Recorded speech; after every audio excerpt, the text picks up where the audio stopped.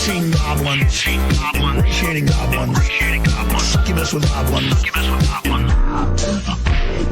And we don't want no problems. Okay, you're a goon. What's a goon?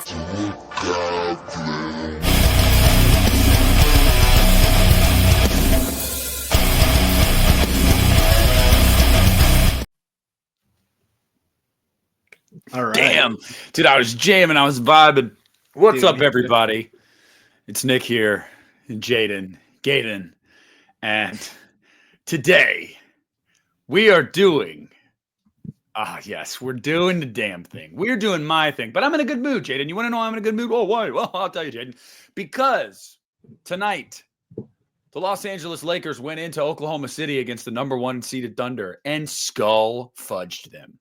Absolutely pounded them with their wieners. So I'm in a good mood. I'm ready to go. I'm here. And we're talking Hellraiser. Yes, How sir. could I not be excited? Jaden, how are you doing, princess? I'm doing pretty good. I'm doing pretty good, man. I'm excited. We'll get into it, but this is such a fun series. Jaden saw Yeah, me crash out before we started recording, by the way, guys. I did. Yeah. I broke a ring light. I took a ring light and smashed it. Dude, I don't blame you.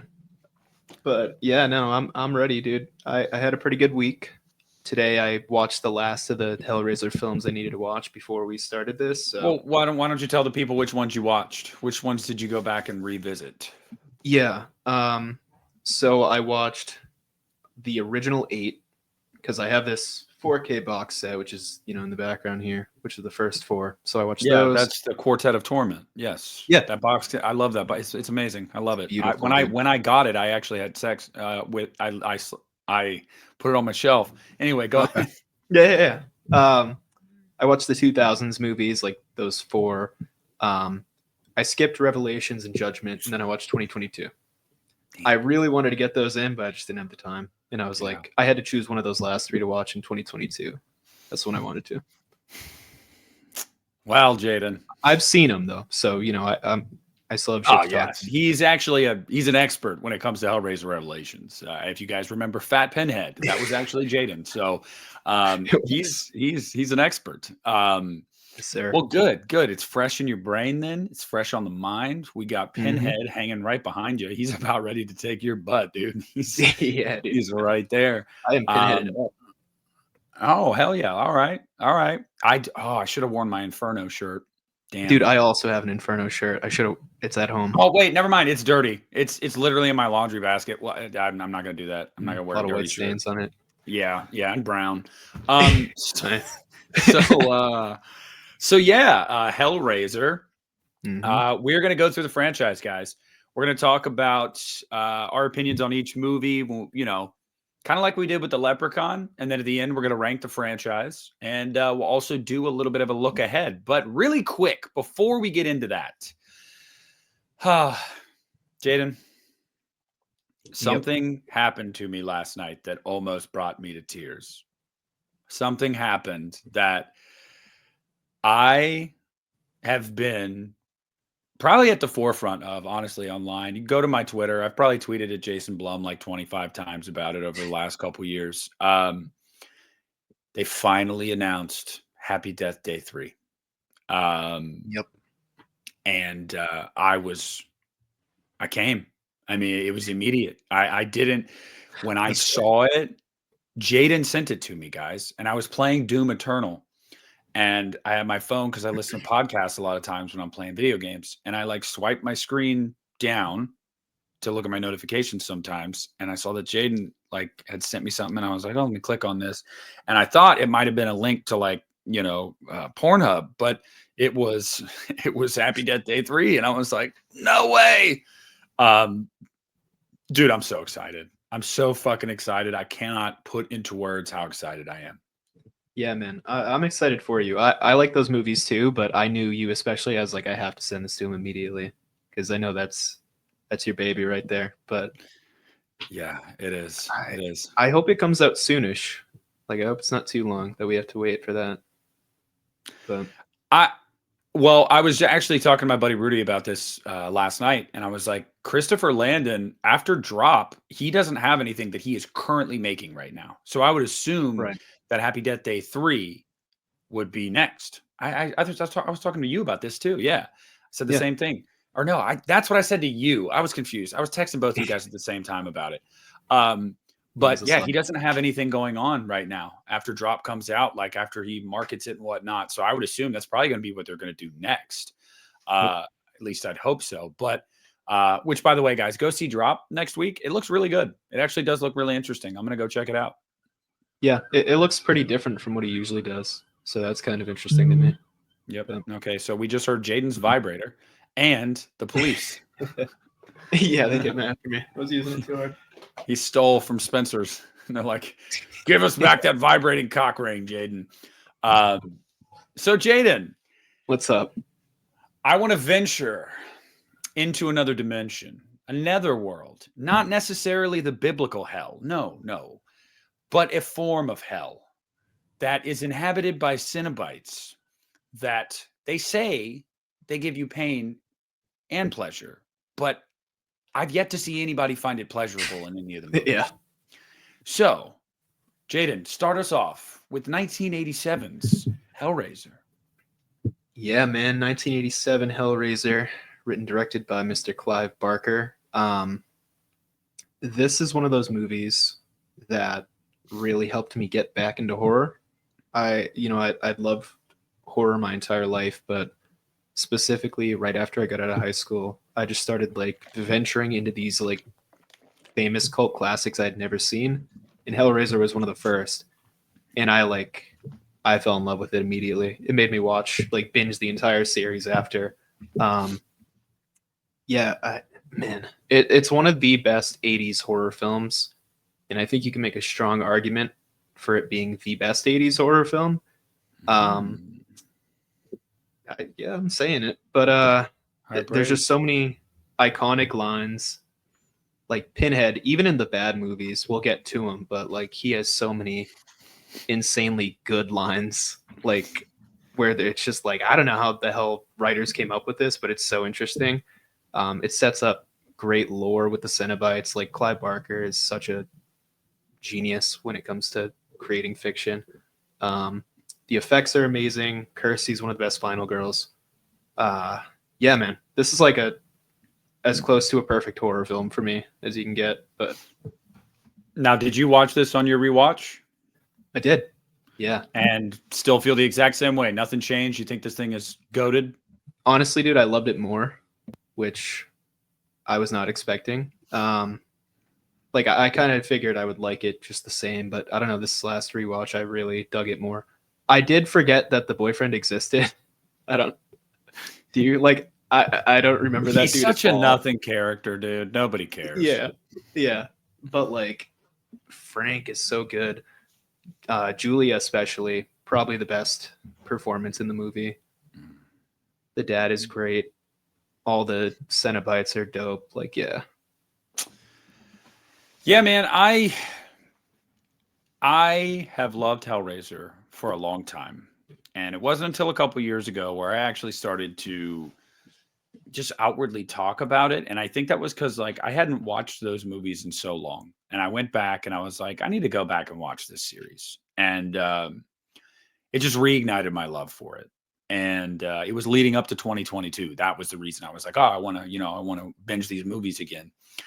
And I think Hellraiser is a fantastic movie. There's a lot about Hellraiser that today seems tame, but in 1987 was not tame at all. And I would even argue that some of it, even today, is not tame. There's still some stuff in this movie that's like, damn. Yeah, it's brutal. Frank's the resurrection scene and the effects on that are incredible. For a low budget 1987 movie, they're incredible. Like, I still think that has held up so well. Agreed. Julia is fantastic. I mean, Julia is just, yeah, I think she gets better in the next one. But like, she's set up to be such a good villain. Like at first, it's more like lust, you know, and because she's just kind of a shitty person. And as the movie goes on, no, it clearly becomes like she's enjoying this too. Yeah. And so she's just a detestable human being. And Frank is great. Kirsty Cotton is Kirsty for all of you. Anybody that says Christy, I will not. Kirsty Cotton is one of my favorite final girls. And she never gets talked about. Never. Everyone talks about Jamie Lee Curtis. Everyone talks about Neve Campbell. They never talk about Ashley Lawrence. And it's a shame. It's a crying shame because Ashley Lawrence is fantastic, gorgeous.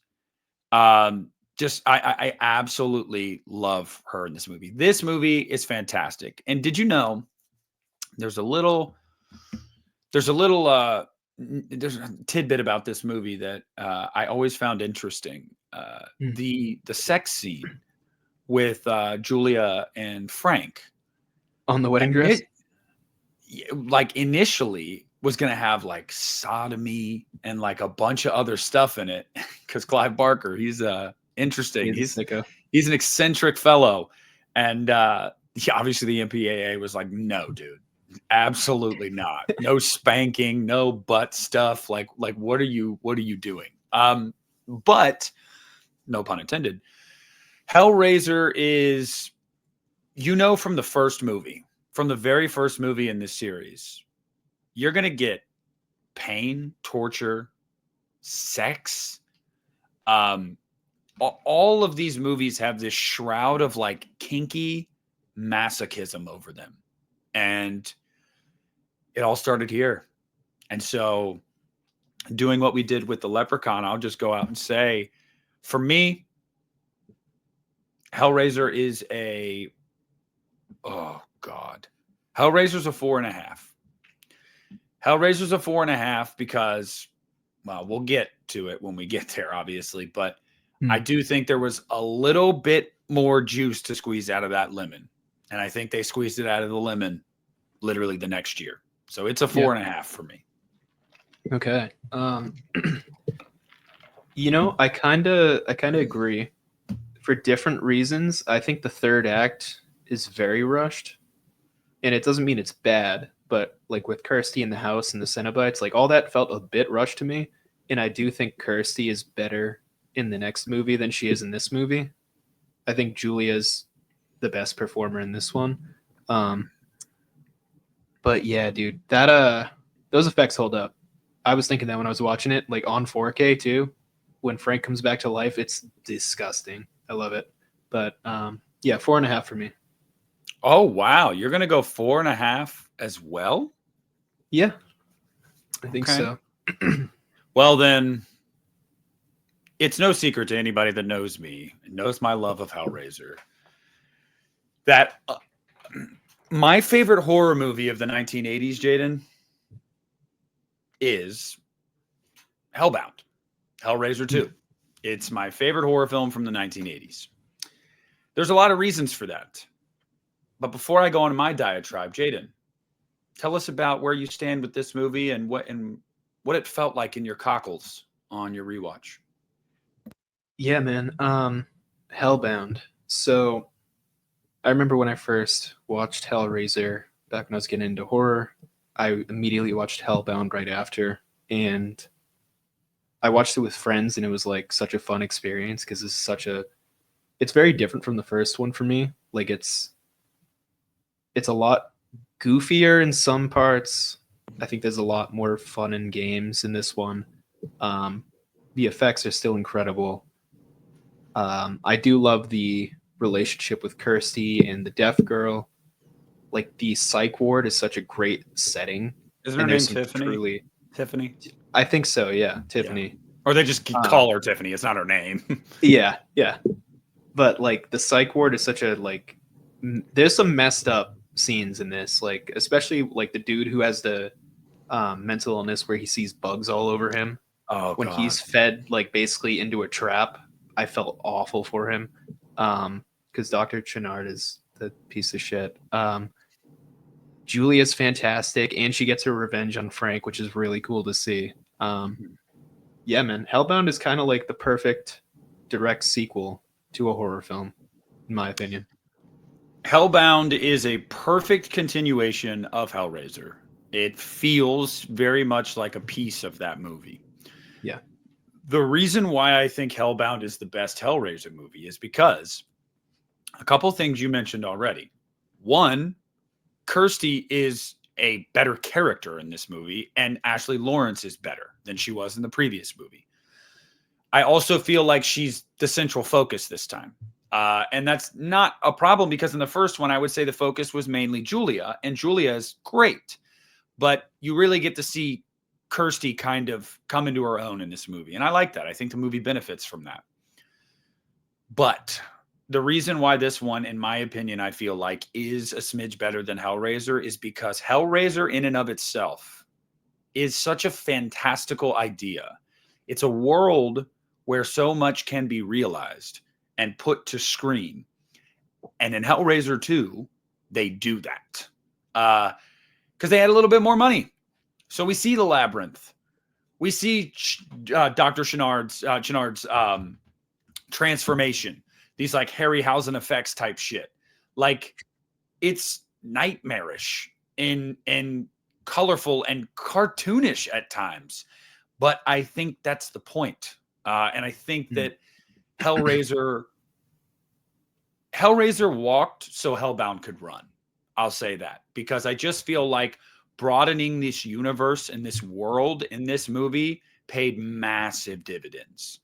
And so Hellbound, in my opinion, I think is the strongest Hellraiser movie. Hellbound, I think, in my opinion, is my favorite 80s horror film. And it's literal perfect 5 out of 5 for me. Like I don't have a complaint with Hellbound. Like I really don't. I don't. Yeah. Yeah. I love Hellbound. I don't think I love it as much as the original, but I still love it. It's probably like a 4 for me. And there's a couple of reasons for that. One being Chenard, who, when he's a human, I think he's a perfect evil scumbag. But when he becomes a Cenobite, he's extremely annoying and over the top. Like his little vibrating scream that he does is like obnoxious. And I feel like Julia and Frank both actually, they kind of have very almost like cut off endings to me. Like I feel like there was more, like they deserved bigger endings for those two characters. Like Julia kind of just like randomly falls or gets sucked into something like towards the end and gets skinned. Yeah, I kind of wish she was the main villain instead of Chenard personally, and they had made her a Cenobite or something like that. And I think the original is just, I like that gritty, gross, sweaty, like kinky feeling that has. I don't think this is as much like that, but still a great sequel. I mean, the only other sequel I think that might rival it is like Child's Play 2. Like I don't really know if a direct follow-up gets better than this in horror. Yeah, I would agree. I would definitely agree. It's and you know, as far as Cenobites go, we have the same lineup from the original. They did change the actress for the female Cenobite, which I feel like in the first movie she's better personally. But it's sad that we don't see any of these characters from these first two besides the Cenobites like in a major role again. Like you could argue once we get to the 6th movie, but it's not enough. Look, we'll get there. Okay. Yeah. We'll trust me. We'll get there. Yeah. Well, okay. So that's where we stand on Hellbound. Yes. Although Jaden's a fan, he's a little more lukewarm than I am. I don't appreciate it, but it is what it is. Hey man, 4 stars ain't lukewarm. Get out of here. When you're talking about Hellbound, it's lukewarm. Okay. All right. Hellraiser 3, Hell on Earth. Yeah. This has always been like a fan favorite for a lot of people. People say they love Hell on Earth. This is one of the ones I've actually watched most recently. I watched it like 2 months ago. Now let me just say about Hell on Earth. There's a couple things about this movie I genuinely love. I love Joey. I love her. Yeah. and I think that she's a good protagonist. I think Doug Bradley's great in the movie. Like, I think that, like every time, but I think he specifically has some highlights in this movie. The stigmata scene is one that obviously sticks out So to like cool. everyone. A scene that they were literally not allowed to film in a church. They were not allowed. Like, no church would. No, not gonna happen. You're not doing that in our church. So they had to build a set to look like a church. But here's my problem with Hell on Earth. You and I, we talked about it the other day, I believe, where like for half of the movie, Pinhead is sidelined, except he's a face in a pillar. There's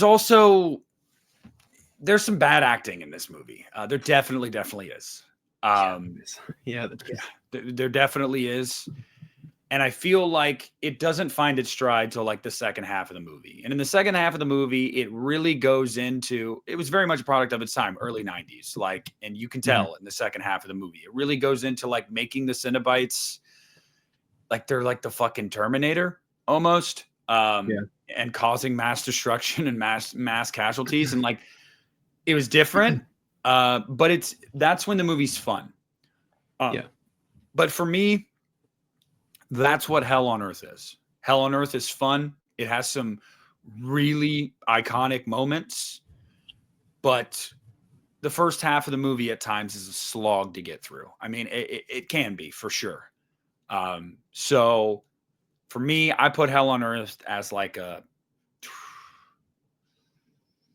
I'd say a 3. I'd say a 3. It's above average. It's above average for me. I like the movie, but pales in comparison to the first two. Yeah. So Hellraiser 3, I believe, was the first time Peter Atkins, who's like a part of that original creative trio for Hellraiser, this was the first time he solo wrote a Hellraiser film. And it's very different. It does feel like a huge step down from Hellbound for me. Like you said, some of the acting is truly awful. There's weird dubbing issues. Like, it feels like I'm watching an Italian horror film where like the dubbing's like shockingly bad. It was cut down a bit. JP Monroe is an obnoxiously stupid character. But some of the Cenobites towards the end are a bit more cheesy than, like, they don't really look more like angels or demons. They just look like a stupid, direct-to-video slasher villain. And ultimately, I think that's kind of where this movie falls, is that it's very much trying to be like an 80s slasher. And not only is it after the 80s, it's in 92, but it's doing that with a series that was never about that. And Pinhead himself is not really a slasher. I think they do a decent job of explaining why this Pinhead is different, because I believe they say that like his soul basically separated into two, where there was the good side, which is the original person who I can't remember his name, but the World War I veteran, and then the actual demon. In the first two films, they're one, but in this one, they're separate. So you kind of have this evil entity of Pinhead that's going into the boiler room and murdering everyone, which is that's one of the most fun scenes in the movie. But yeah, I think it's a 3 for me too. It's not amazing. There's still some cool effects. There's some cool moments. I don't hate the first half as much as you do, because I kind of like seeing Pinhead manipulate people into I don't hate it. Okay. Well, I don't dislike it as much as you do. Like, because I find it funny when he's talking to people and manipulating them just to come a little bit closer so he can basically like eat them. Yeah, 3 stars for me though. It's okay. So we land on the same star rating here for different reasons, but yes. Okay. Well, this is one of the ones I'm really interested to talk about. Okay. Hellraiser Bloodline. Yes. Directed by the incredibly famous Alan Smithy. Everybody knows Alan. If you don't know Alan, well, get familiar with Alan. Like 80 movies. Yeah, yes. Okay, look, let's call a spade here. the space stuff sucks. All right. The Yeah. space stuff sucks. They didn't have the money for realistic sets. I really think any movie in the 90s that was trying to do the space thing was just, it was just a little too soon. It was just a little too soon. Technology wasn't quite there yet, unless you were like, Aliens and Alien, like, I guess, I can't say it's the technology's fault because there were movies that did it, but it seemed like a lot of horror movies that tried it. It was just like, we're not quite there yet. And Bloodline is another one of those movies where I'm just going to say it right here on Front Street. The only stuff in this movie that doesn't work for me is the space stuff. It's the only stuff. I think everything else in this movie is great. I think modern day in the 90s is good. And I think that back in like the 1600s is fantastic. Like I maybe it's the 1700s. I don't know, but it's fantastic. And you get Adam Scott in here. I always love watching like actors and actresses that like go on to do such big things. They almost always, you find that they got their start in some like rinky-dink mid-level sequel of a horror franchise. And Adam Scott was here. But my God, dude, Valentina Vargas. She's fantastic in this movie, and she's a smoke show. Yes.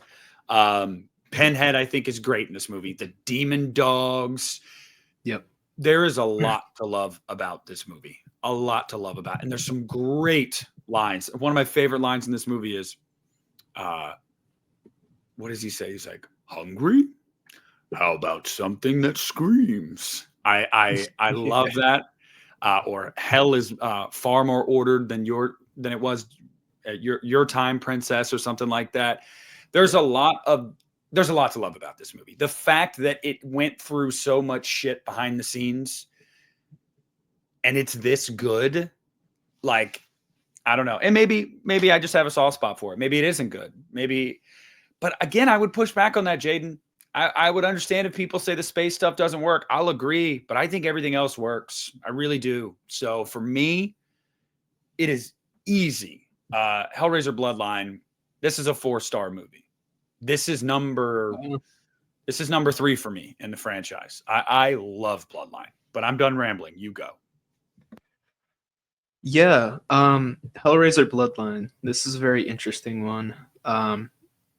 It almost feels like an anthology film at times because you have the 3 very different set pieces and 3 different, like, they do interconnect, but they are different stories in their own right, which is interesting. But I do think 2/3 of this movie are pretty good.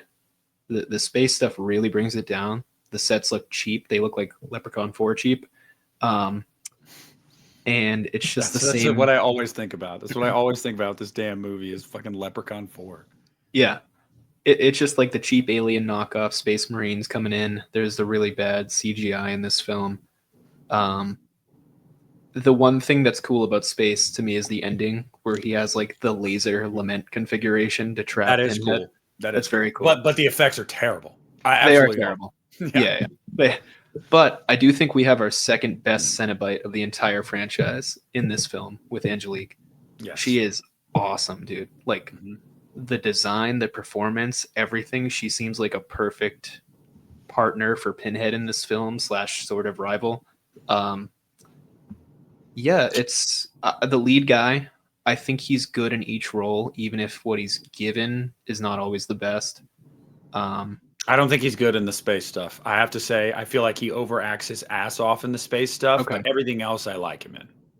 That's fair. The Demon Dog is cool. I'm not a big fan of the twins. Yeah. Hey, this movie was progressive, though. Did you hear what the twins were talking about? Yeah, dude. He's talking about having sex with a trans person. I'm like, all right. He's like, I mean, if it was cut, yeah. Yeah. I'd do it. I noticed that, too. It's a fun movie. I think I like it more than 3, personally. So I think I would also probably go 3 stars, though, because it doesn't... There's nothing that stands out as great besides Angelique in this film for me. Pinhead's also, like...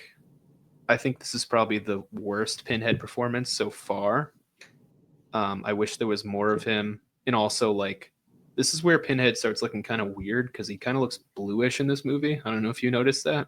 Yeah. And he looks like that for a decent amount of the movies going forward. But yeah, it's a fun time. Honestly, I'm kind of shocked that 3 and 4 went to theaters because they feel very 90s direct to video, at least to me. They do in a lot of ways. But Jaden, that was it. That was it for Hellraiser. Not a single one after this movie went into theaters. And Insane. the next one we're here to talk about is Hellraiser Inferno. And before we get into Hellraiser Inferno, I just have to put it out there that I understand there's a lot of fans of this movie. Part of that is because of Scott Derrickson. He's got a loyal fan base. He really does. And so I know a lot of people find a lot in this movie, and I get it. I can see what it is that they like. But for me, this began the spiral with Hellraiser. Because the first 4 movies, for the most part, I either enjoyed or loved. So, and it's hard to find a horror franchise like that. It really is. I would say Hellraiser 1 through 4 is a stronger 1 through 4 than definitely Friday the 13th.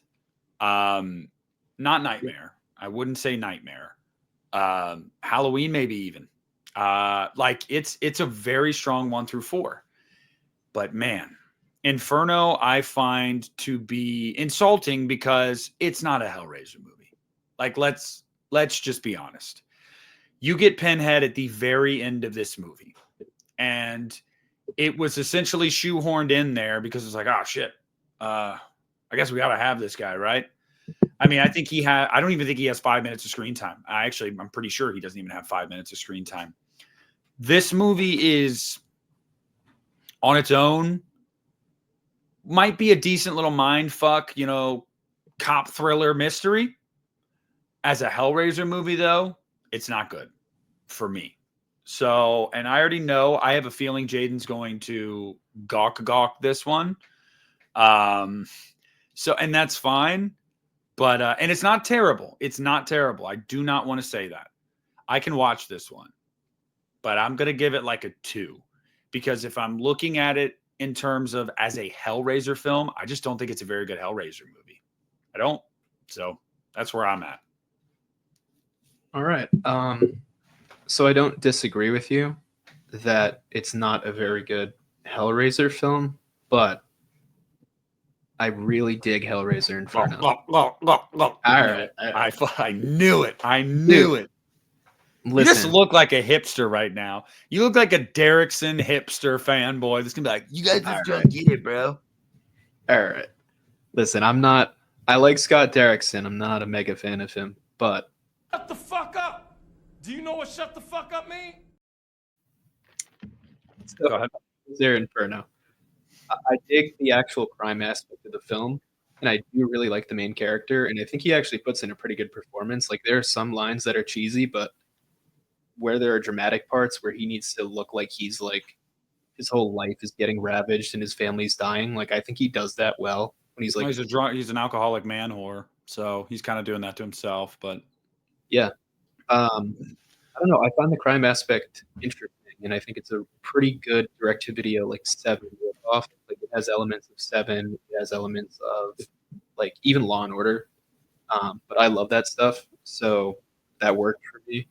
As for Pinhead's role, like, yeah, it's not great, but like, what role? He didn't have one. Right. When he comes at the end, though, it's I think it's hard. He just goons at the end of the movie. Like, yeah, dude. When you have Doug Bradley, even in the worst of these movies that he's in, like, there's something fun to get out of it. But yeah, I don't know. As after he shits on Pinhead from Bloodline. Got it. Listen. No. Keep that same energy, Jaden. I wanted more of him in both of these movies, but I actually like the story of this one better than 4. And I get it. Like I said, I know a lot of people. I know a lot of people do. Yeah.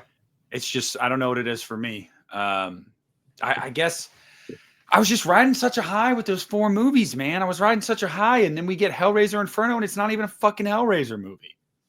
Yeah. I will So say. what are it's you giving pretty it funny. star rating then? Break my I'm heart. giving it a 3.5. Oh. 3.5. Yeah. Higher than Bloodline? Yes, sir. It is higher than Bloodline for me. No. I will say though, it's kind of funny that there's one part where he shotguns his parents, and you just see these old people get blasted like across the room. I love that, and I love that at the end of or at the end of the film, they're playing like a romantic R&B song over the credits of like Hellraiser 5. But yeah, man, I don't know, I dig it. I You really really like knew you really knew you were in the doldrums of straight to video hell at that point. Yeah. Okay. Well, let's steer this ship back in the right direction, right? Oh, just kidding, because now we're going to talk about Hellraiser Hellseeker. And let me tell you guys something. If you've seen Hellraiser Inferno, you've seen Hellraiser Hellseeker. The only difference is it's even less interesting. It's even more poorly acted. Oh, and you get Kirsty Cotton in a fucking cameo. Okay. So for me, I hate this movie. I think this movie is dog shit.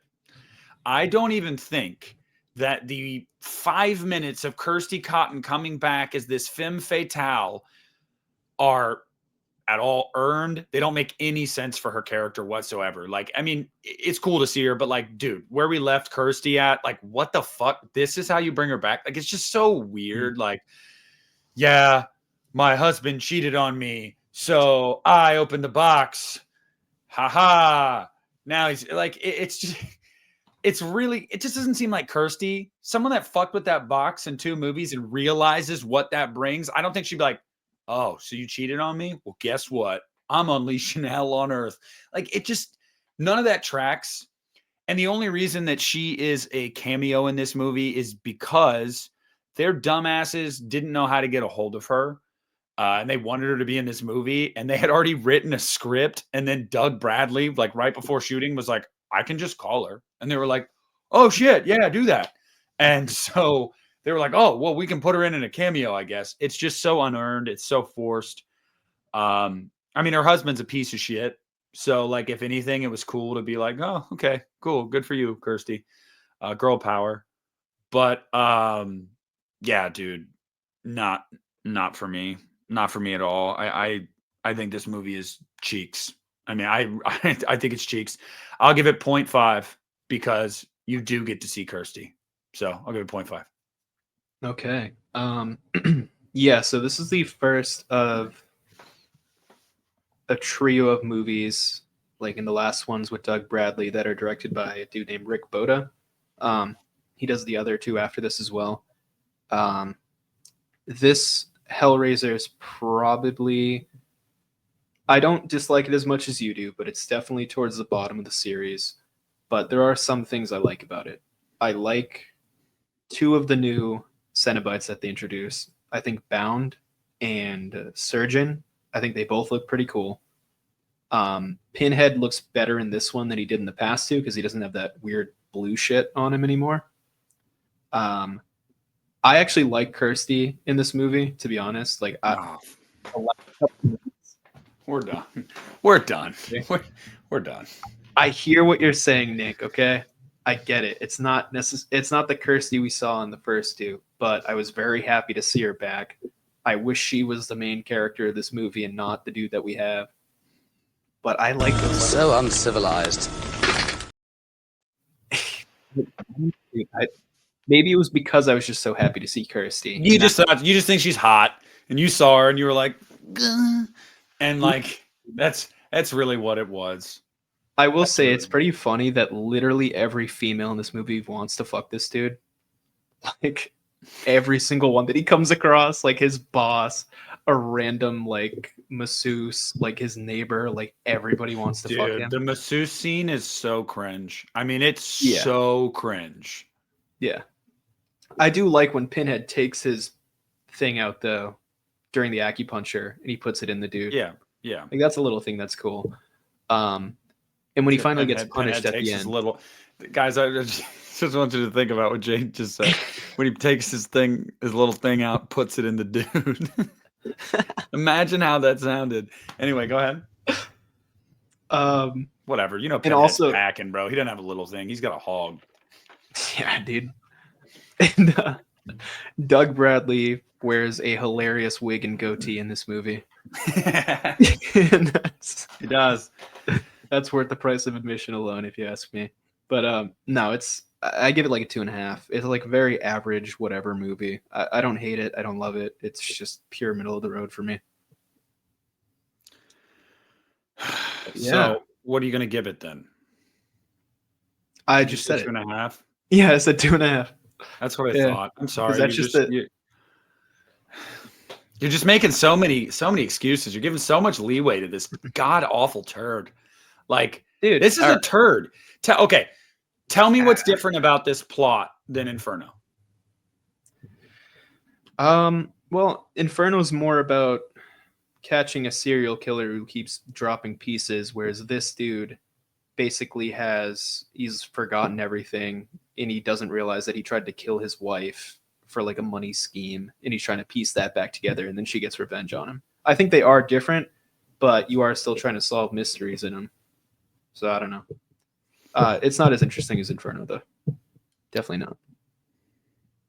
Okay. All right. All right. Wow. So let's Then we move get on. to part 7, where we go to what, Bucharest or whatever the fuck. Yeah. Hellraiser Deader. How can you be deader than dead? Well, Hellraiser Deader will answer that question. All right, so Hellraiser Deader is the first one that most people can say is like unequivocally a movie that was not a Hellraiser script. There were rumors that these middle movies that were straight to video were scripts that were not Hellraiser scripts that got doctored into Hellraiser scripts because of the Weinsteins. The only one that we can confirm that is like, actually, yes, this was not a script for Hellraiser was Deader. And it was originally called Deader. It was just a script at Dimension called Deader. And my thing with Hellraiser Deader is, first of all, I actually really like the lead in this movie. I do. I like her. I also think that the first 2/3 of this movie that aren't really a Hellraiser movie, ironically, are quite interesting. I think it's a decent mystery. A lot of questions are asked. Unfortunately, I think the answers are largely garbage. I think the resolution is not very good. And I think the way they bring Pinhead and the Cenobites in doesn't really make much sense. Like Winter, like what, these guys are enemies somehow all of a sudden for what reason? Like it's just weird. You can definitely tell that Pinhead was forced into this movie. Like, this is the one I think you can really tell this wasn't a Hellraiser movie. Like, why the fuck would one of the people that was in like the Deaders like cult, why would she have the lament configuration? What did that have to do with anything? It's just, it doesn't work when you pair the two. So had they made this movie just as Deader and had a different ending, might have been an interesting like mystery movie. Like it really might have. And like I said, I think the first 2/3 of this movie are actually pretty solid. But the last act is when it really goes off the rails for me. And so I can't say that I hate the movie because I don't hate the movie, but I have to keep that same energy that I had with Hellraiser Inferno and say that as a movie, it's a pretty interesting movie, but as a Hellraiser movie, it's pretty poor Hellraiser movie. So I'll go right in the middle here and say 2.5, because I think that there's enough, specifically in the first half, like I said, 2/3 of the movie that's interesting, that keeps you engaged, that I think makes it at least worth your time. So, yeah. So I agree with a lot of what you said. For the first act, as I'm watching, I'm like, this really like has zero ties to Hellraiser. Like, Yeah. it's like really not at all related until it is. But I do think there's some actually genuine good scenes of tension in this movie, and there is some creepy imagery. Like, we get a scene where she has to grab the box from a dead body, and Yeah. the dead body jumps and like the actual makeup on the body is super creepy. I was like, this is actually like shockingly good for. Well, isn't she not dead though? Isn't that the thing? She's like She's she's a not. deader, right? Yeah, she's technically not, but you don't know until after. But that scene's really creepy when she's actually stuck in the crack between the walls and there's somebody trying to stab her. Like Yeah. that's pretty good. Yeah, the main character, her performance is pretty great, to be honest. Like for the movie she's in, like when she What's her name? finds out, Kari Wur. Kari Wur. Yeah, that's her name. yeah, when she finds out she got stabbed and she's in the bathroom like crying and freaking out because she's like, what the hell happened to me? Like that, such a good scene. Yeah, the Pinhead action is again like these 2000s ones. He kind of just shows up at the end, enacts revenge or kills the main villain and then dips. But they do explain something in this movie where I think they try to tie it more to the original films, where I believe the main debtor is a relative of the original creator of the box. It's like such a throwaway line. Oh yeah, like I think the descendant of Marchand. Yeah. Yeah. So that's how they tie it together. I don't think it works. But him getting killed is great. That looks pretty good and it's pretty brutal. I don't like the conga line of the chain, the bad CGI chain going through the people and them like being like, oh, like super cheesy reaction to it. But I do think the scenes leading up to Pinhead are good. I think it's a good mystery. So I'm going to give it a 3 personally. I like the train scenes. I like the actual mystery of the Deader cult. But yeah, it does kind of lose steam in the third act. But I still think it's better than Hellseeker. So. Wow, that's really saying. Well, for Jaden, that's actually saying something, guys, because he loved Hellseeker. It was fantastic. God, 5 out of 5. Yeah, you know what? Just don't. Okay, Okay. This next one is really, really interesting. Hellraiser Hellworld. Evil Goes Online. Now, yeah. Before we talk about our thoughts on this movie, let me just say 2 years ago, there's the cops again coming for Jaden. 2 years ago, I was at a Halloween City, which I didn't even know those things existed anymore, but I found one. And when I was going to cash out at one of the end caps by the register, there were t-shirts and they had Hellraiser Hellworld t-shirts that said Evil Goes Online. And it was like the green Pinhead. And I was like, yo, I kind of want to buy this. This is fire. Yeah, and it was like $30 or $35. And I was like, no way. I could get that cheaper online. It's for freaking Hellraiser Hellworld. Yeah. Now I'm kicking myself because I should have bought it. Having said that, Hellraiser Hellworld, just like the last few movies, is not a good Hellraiser movie. Let's just put it out there. It's more in line, I would say, than the previous 3 with Hellraiser in the sense of it actually like Hellraiser plays a part in the actual story pretty much throughout, the Hellraiser video game and the party. And so like, and again, we talked about this earlier. We get an up and coming A-list actor, Henry Cavill getting dome at a party. But here's the thing, man, kind of like Hell on Earth, but I think even more so, they really just go the slasher route in this movie. Like Pinhead is a slasher, but kind of like the previous 3 movies in this series, for whatever reason, the end, there's this big reveal that, oh, this was all a mind fuck. Oh, didn't we get you? And it's just like, what is up with their obsession with this shit in every movie now, where it's like, oh, nothing is what you thought it was. But I got to tell you something, man. This is one of those movies for me. It's one of those movies where I'm like, this is stupid. It's not a good Hellraiser movie, but damn, do I have fun. Like, I can't lie. I have a good time with this, but the last thing I'll say about Hellworld, I will never, ever, ever forgive them for the last line that Doug Bradley spoke as Pinhead on film being, how's that for a wake-up call? Just Yeah. An absolutely atrocious line. Yeah. But Hellworld for me is a 2.5. It's a dumb fun time. All right, man. I agree. It's definitely dumb fun. It is bizarre to see Pinhead get a cleaver and chop somebody's head off as if he's Yeah. like Jason Voorhees. I Yeah. kind of hated that. But yeah, the actual setup is pretty interesting because it's the first Hellraiser film where it's a group of young adults. And maybe that's not interesting for your typical slasher, but for Hellraiser, it's so different from everything they did before. So that kind of, I don't know, it kind of worked for me.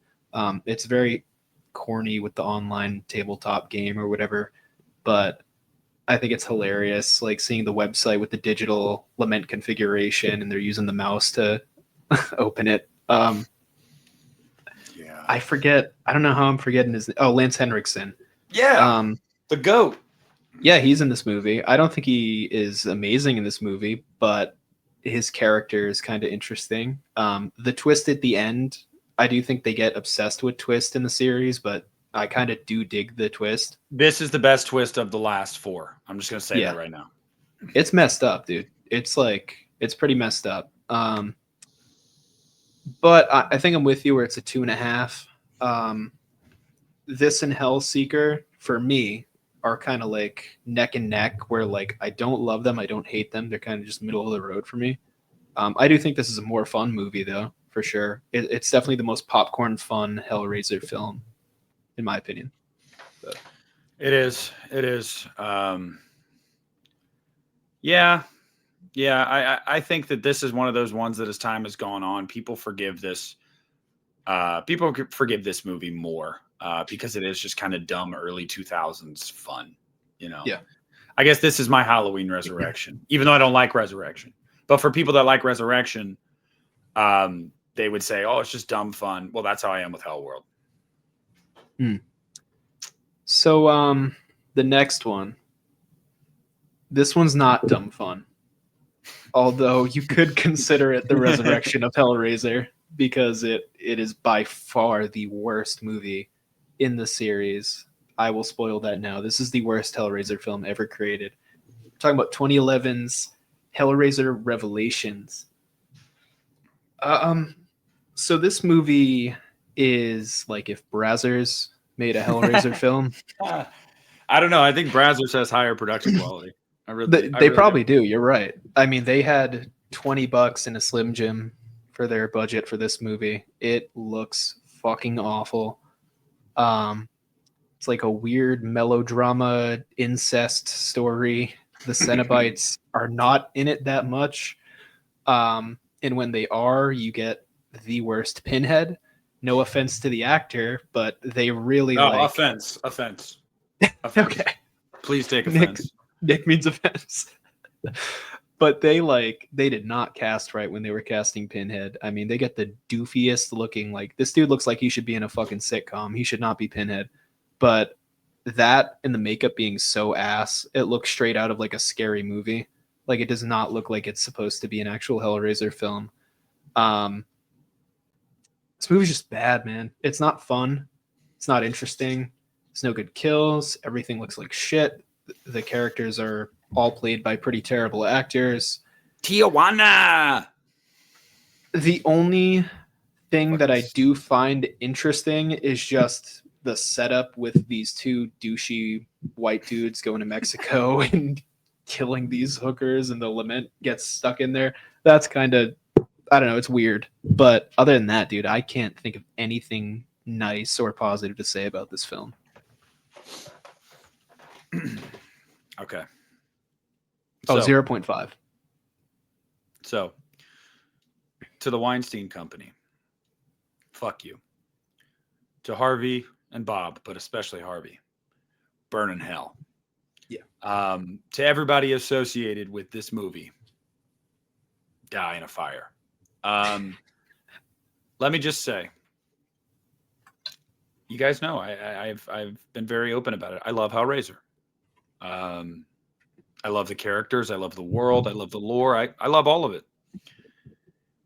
To find out, and you know, Gary Tunnicliffe he expanded upon this more when Christian and I talked to him. And basically, they were about to lose the rights. And they had to shoot a movie in 3 weeks with less than $300,000 if they were going to have a chance to retain the rights. So you know what those cheap bastards did at Dimension? They did it. They did it. They said, we can do that. And that's how you get this abomination, this chicken abortion, this, I don't even know what term. It's awful. It's an awful movie. I give no credit to this movie. I don't think there's a redeemable quality. I think it's terrible. And I think it's offensively bad. Like there's movies that are bad, like Halloween Resurrection, but they're not like offensively bad to where like you want to like write a letter to someone. You want to like, storm the Capitol. This is really fucking bad, man. Hellraiser Revelations is an awful film. It's one of the worst movies I've ever seen in my life. And I won't even be kind like Jaden and give it 0.5. This gets negative 0.5. It's worse than 0. It's that bad. I did see a comment the other day on one of my videos saying that someone was like, I actually don't hate Revelations. I didn't reply. I have nothing to say to you. Well, I hate you. I have nothing to say to you. There's just nothing. There's nothing. It's a bastardization of a character in a world that I love so much simply for money reasons, even though I don't know why you wanted to retain the rights so badly since you weren't making any goddamn money from the franchise anyway, because you weren't putting any money into it or putting movies out into theaters. So again, greed, just for the sake of greed. Die in a Fire.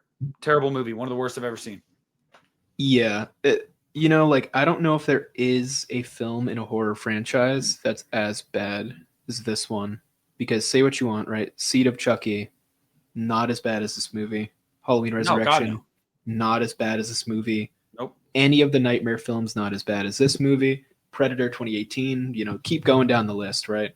There just isn't. I don't even think Leprechaun Origins is as bad as this one, to be honest with you. Like, this is just the bottom of the barrel for both a horror film and a franchise horror film.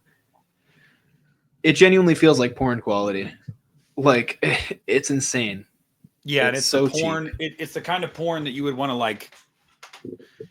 make sure you delete from your like history, like right after too. Like, I didn't do that, did I? Like, yeah, you did. Yeah, dude, it's absolutely awful. It's garbage. It's gutter trash. Yeah. Well, then we get to what a lot of people have called a course correction for Hellraiser. And that was Gary Tunnicliffe, who has been the makeup guy on the Hellraiser movies since Hell on Earth, finally getting his shot, although he campaigned for it for years to write and or direct a Hellraiser film, and that was Hellraiser Judgment. Now, I didn't watch Judgment when it first came out. And the reason I didn't watch Judgment when it first came out was because Revelations was so bad. And I remember giving it a chance, and I said, look, here's what I can say about Judgment. The ideas are there.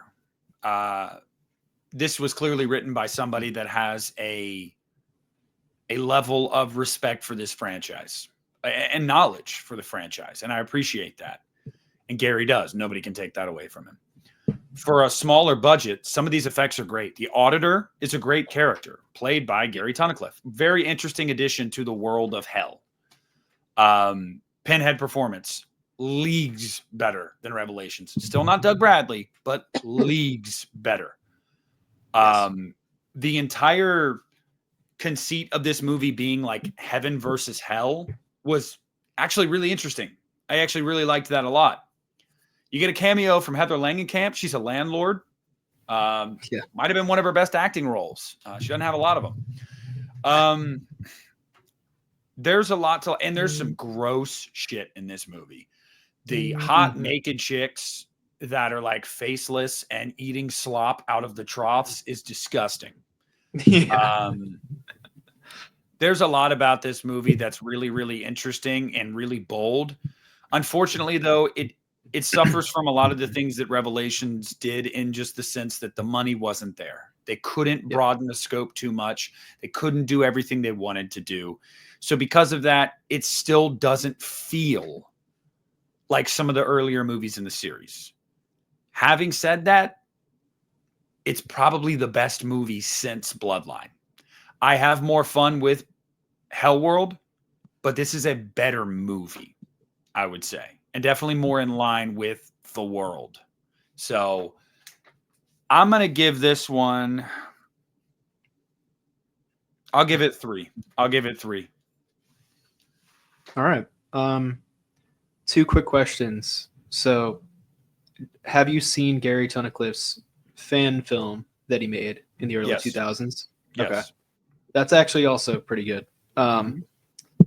And did you notice him in Hellraiser Deader?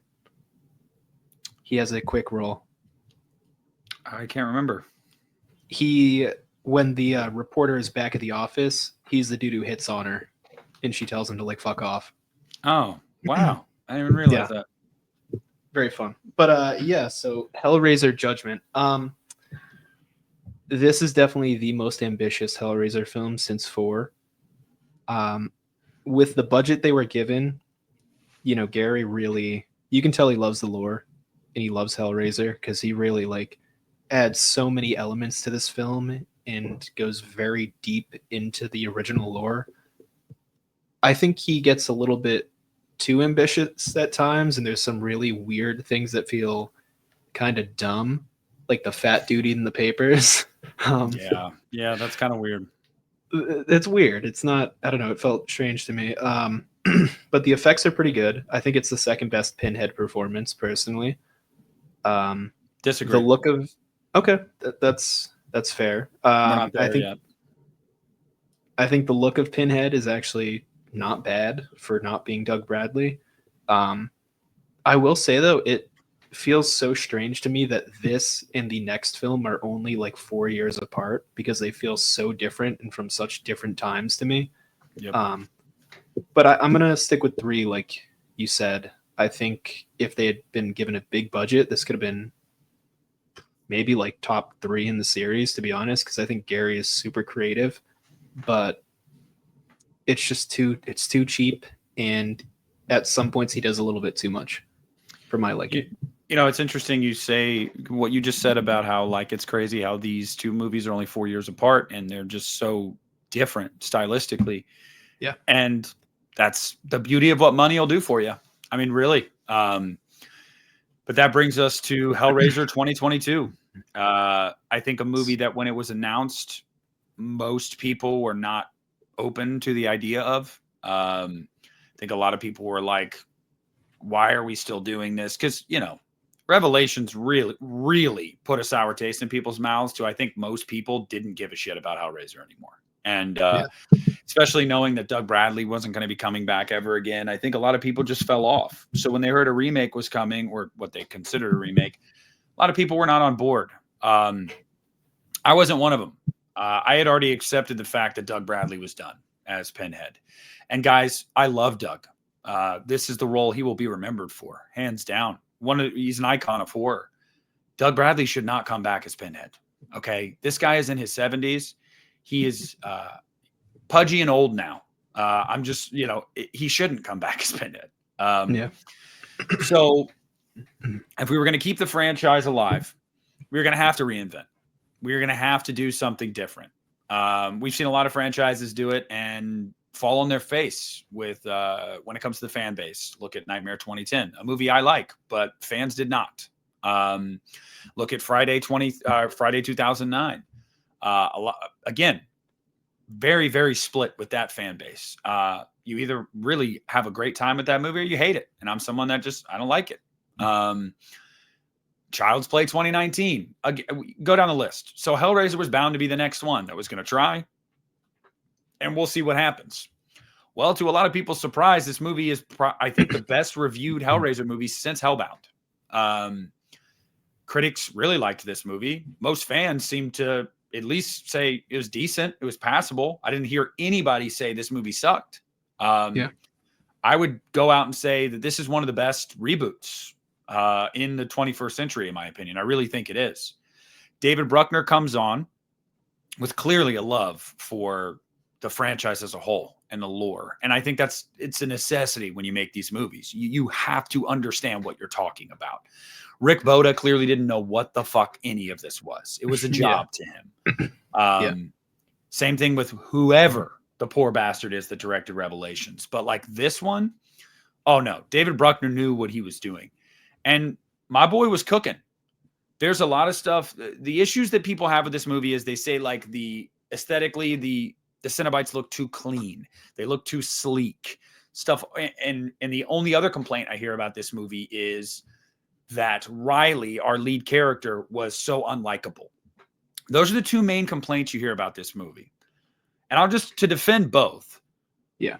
One, with the look of the Cenobites, yes, it does look more polished. One, I think that's just a product of having more money. I'm just going to say that. And computer effects, although most of them were practical. So shout out to them for that.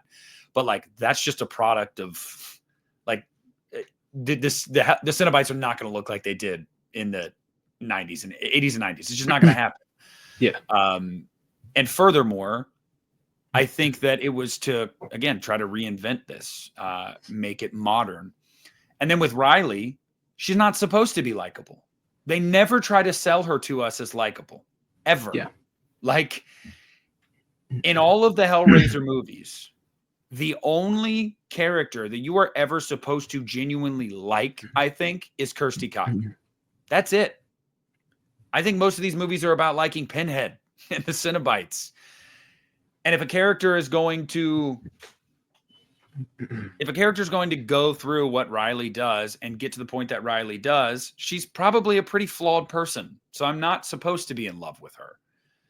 All that is to say, I love the world that Bruckner was building here, building off of what had come before. The limit configuration is incredible in this movie. I love it. I love all the configurations. I love the score. Some of the kills are gnarly. I love a lot of the designs of the Cenobites. I really do. I think that there's some great designs. The one that's like the hovering face is really cool. Like, there's some good shit in this movie. And most importantly for me, they got it right with the casting of Pinhead. I think that Jamie Clayton was great as Pinhead. I think that they did the perfect thing where they only referenced one previous line, and that was, we have such sights to show you. That was it. Yeah. Like, and I felt it was at a perfect time too.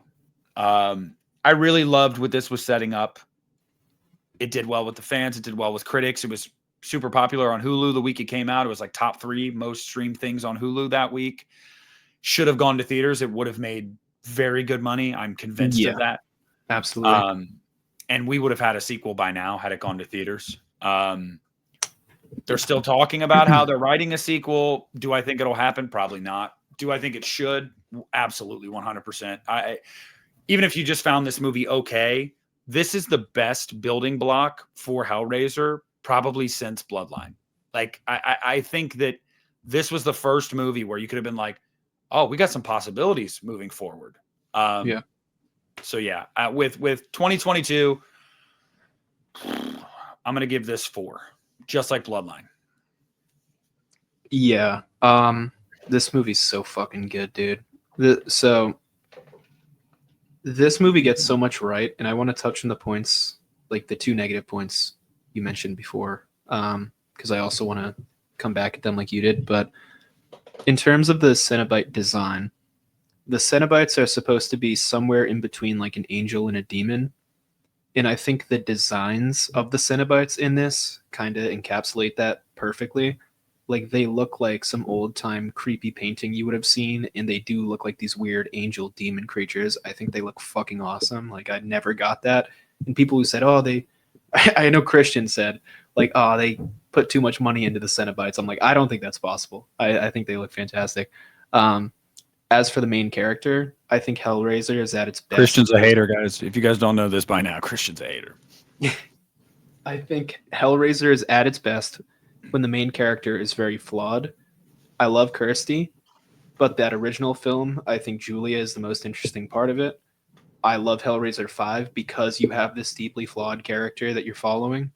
and this is the same one. The kills are brutal. That like Roland something, I can't remember the main villain's name, but that chest piece he wears is Roland gruesome. Voight. Roland Voight.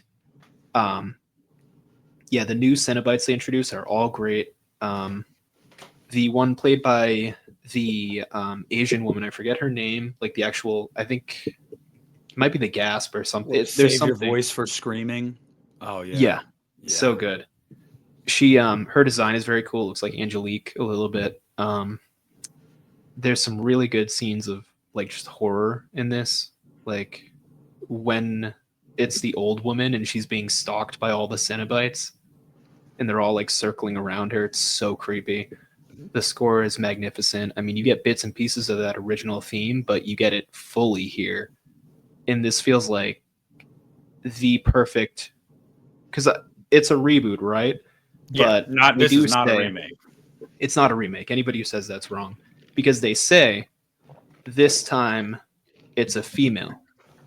They say that about Pinhead, which implies that that original movie could exist in the same universe as this, but it feels very in line with Hellraiser 2 to me, with all the Leviathan, all the actual configurations and the steps and the different like aspects of each part of the box is so cool. I really hope we get a sequel, dude. I don't know if it'll happen, but I think we need one because this is about as good as Hellraiser can get, my opinion. Yeah, again, man, for me, and I think you'd agree, you just don't see reboots restart this strongly. Like, yeah. I just think that this was such a good jumping off point. Like, I think the possibilities were endless. The way the movie ends, where it basically teases that Roland is going to become like Leviathan. That's so cool. And I just think that you got to see for the first time, and you saw it in Hellbound, but really with polish and money, how gorgeous some of this shit can look, dude. Like, I love the sequence in the third act where you see Leviathan like coming down, like the sky opening up and shit. I love the house design. I love everything about that third act. Like, once they get to the house, I think it's fantastic. I honestly, it's always bewildered me. Like, it really has bewildered me when people don't like this movie. And you don't see it a lot. Like I said, most of the time the worst they say is it's fine. But even then, man, even just to come off as just like saying like, it's just fine. I just feel like that's underselling it, man. I really, really do. I think that this movie is really good. Again, I loved Jamie Clayton in this. One of my favorite, I remember when the trailer came out, I'd been waiting for the trailer forever, because it was about to come out on Hulu. I'm like, where the fuck is the trailer? It comes out in a month. Yeah. And I remember when the trailer came out, oh my God, I was absolutely floored at the moment in the trailer. And it worked so well in the movie where Jamie Clayton's Pinhead says, "What is it you pray for?" Because it's so menacing. Like, we've got you. You're in our world now, bitch. You're suspended by chains. You're out here praying like God's going to come save you. And Pinhead, so sinisterly, is just like, what is it you pray for? Do you like essentially saying like, you think God's going to come save you right now? You're fucked, dude. And I loved that. And like a lot of the previous Hellraiser movies, I've got to say, we needed more Pinhead. We needed more. But I really, really did like what we got. I really, really did. And I thought that I'd watch Jamie play the role for the next 20 years. I mean, I really would. I thought she was fantastic in the role. And I know a lot of people too, when it was announced that Jamie Clayton was going to be doing it, people were like, oh, Pinhead's a guy. No, actually. In the Hellbound Heart, the novella, Pinhead is an androgynous creature that actually hews more towards being feminine. but doesn't actually have a gender. So Yeah. no, you're wrong.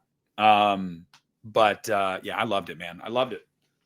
Yeah, dude. I also want to say, the characters in this movie are probably the best since since Hellraiser 2 for me. Like, I like the only one that I don't care for is the roommate, and that's not because she's bad. She's just kind of there.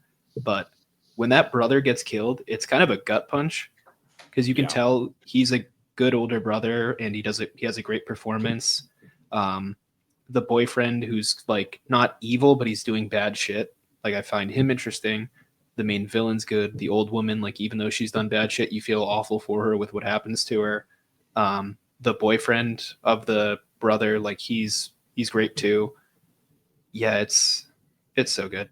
4 stars for me, I think, because What'd you think of the added literal blood sacrifice with the lament configuration where you're like marked? So like I'm not like it would ever happen, but like you couldn't be like, oh, I didn't open it. It was that guy. Oh, okay, it was that guy. We'll get him.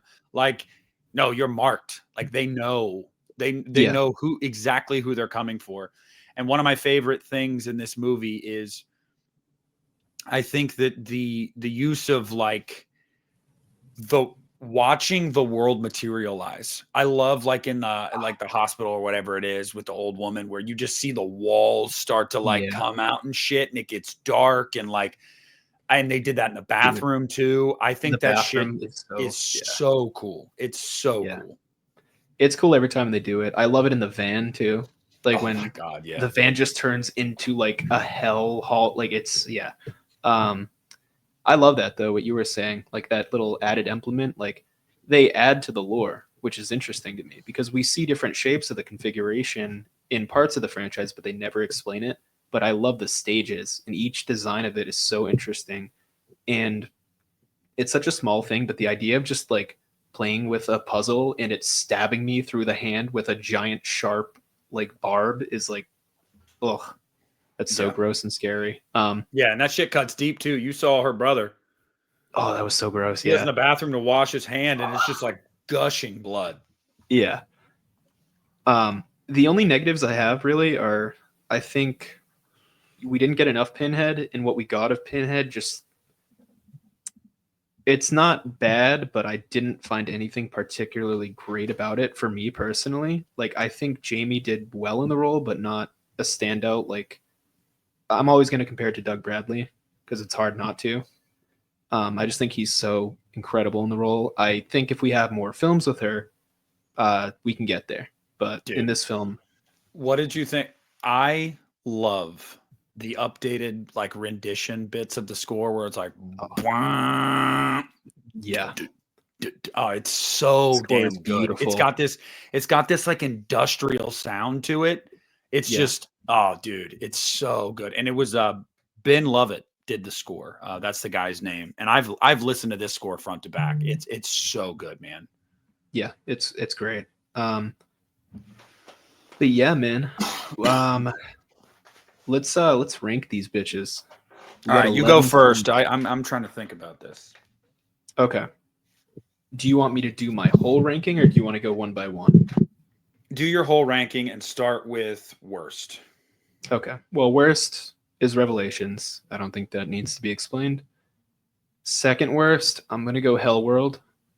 I think the first time I watched this movie, I had more fun with it than this next time because I didn't even mention this when I was talking about it, but there are scenes where they're just kind of running around the house. That's really fucking boring towards the third act.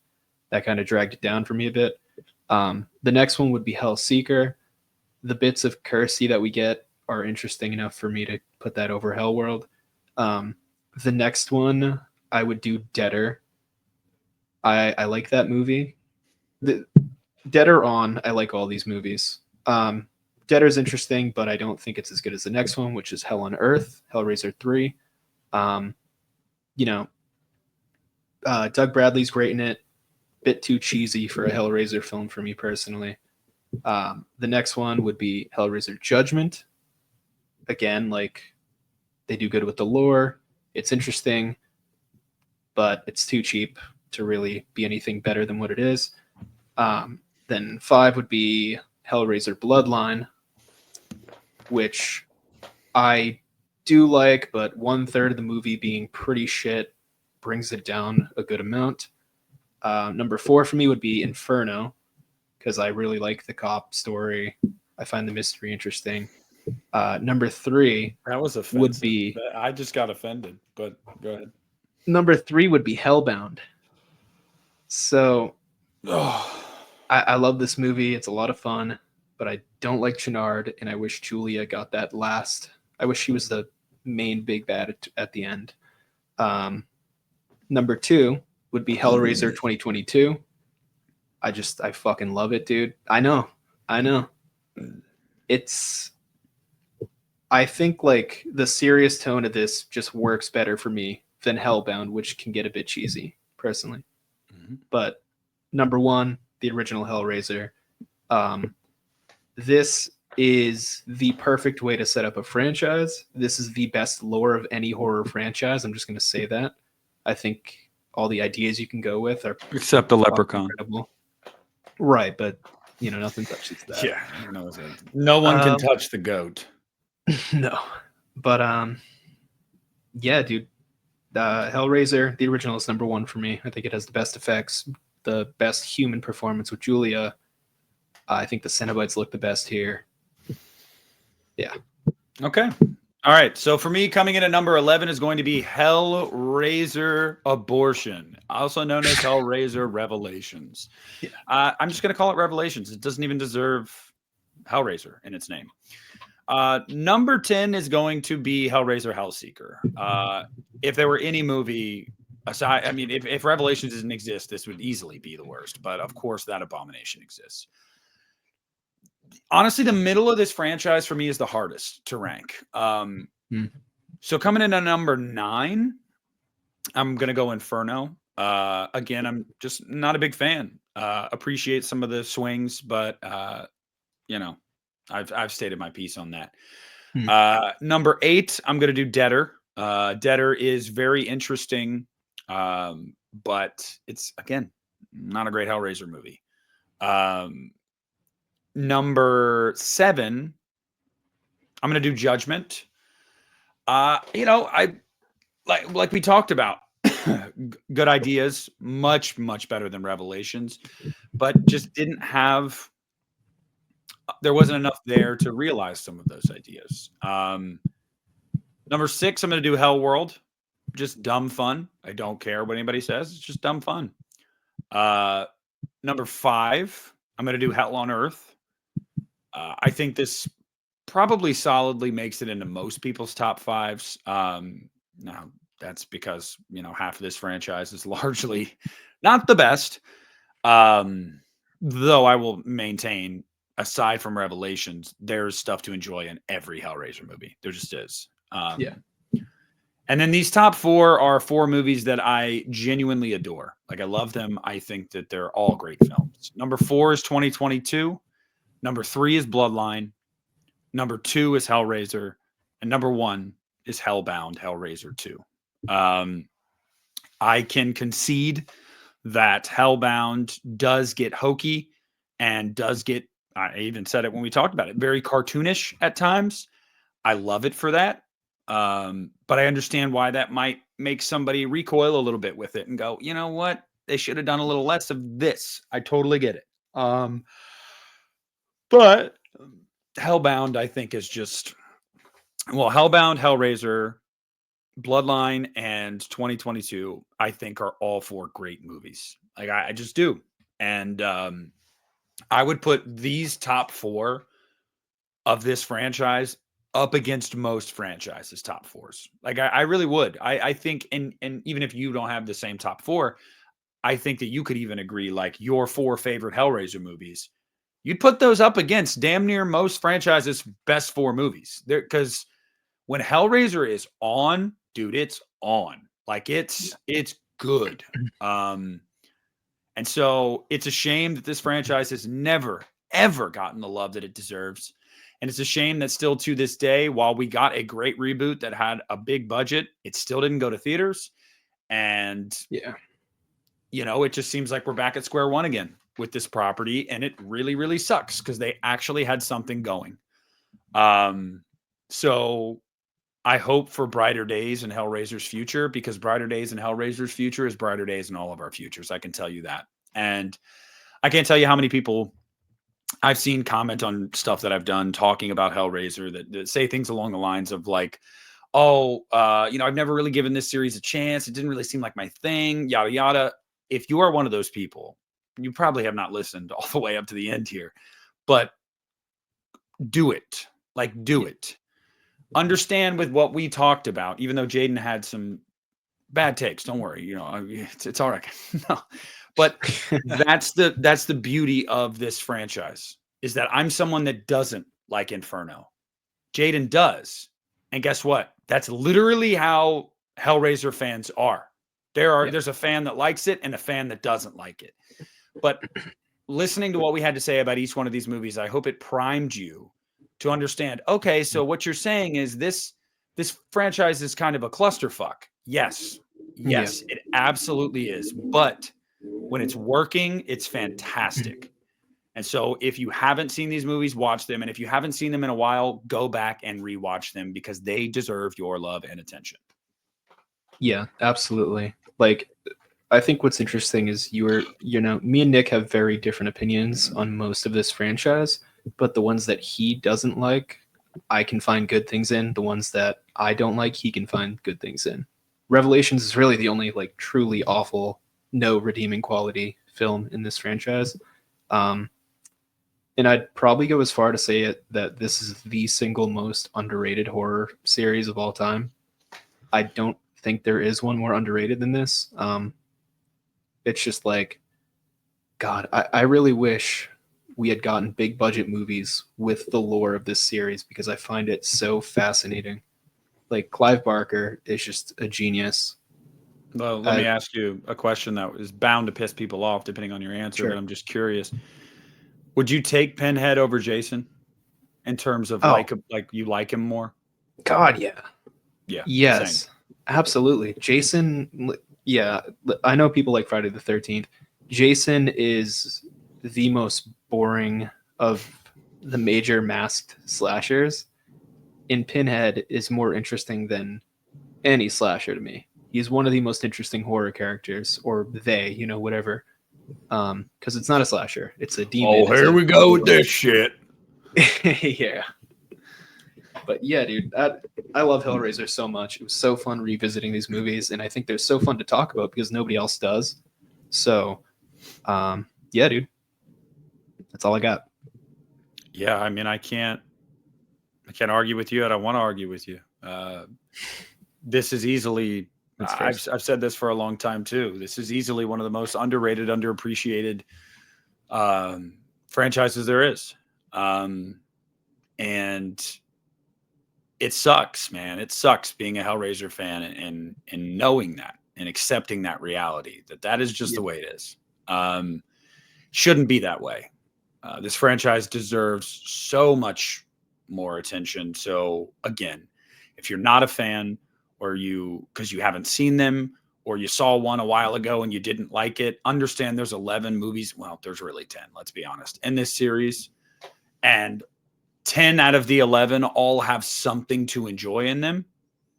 And I just think that you need to reevaluate that. If you're like, oh no, I'm not a Hellraiser fan, that never seemed like my thing, because like I said, I'll just say it again and again. When it's working, when it's on, it's really, really working.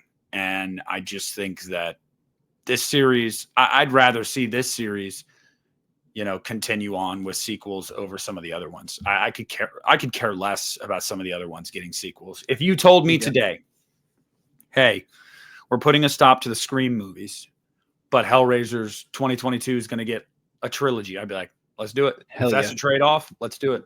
I'm totally down. So anyway, guys, that was the Hellraiser franchise retrospective. We took a journey into hell. We didn't just dip our toes in. We went all the way to the balls. And we hope that you guys enjoyed it, because I don't know if you can tell, I really enjoy talking about Hellraiser. And I've been looking forward to doing this one, because this is a franchise that I have a deep well of knowledge on.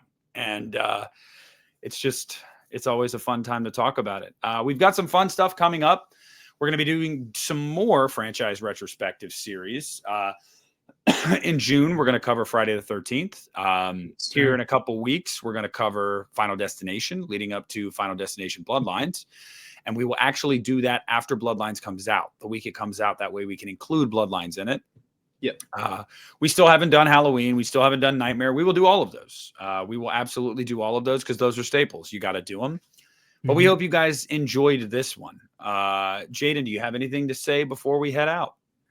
Yeah, just follow our socials at Podgoblins YT on Instagram and at Podgoblins on X/Twitter. I post different, like a couple weeks ago, we did a hint challenge. We posted 3 hints leading to the episode just to see what people thought we were going to do.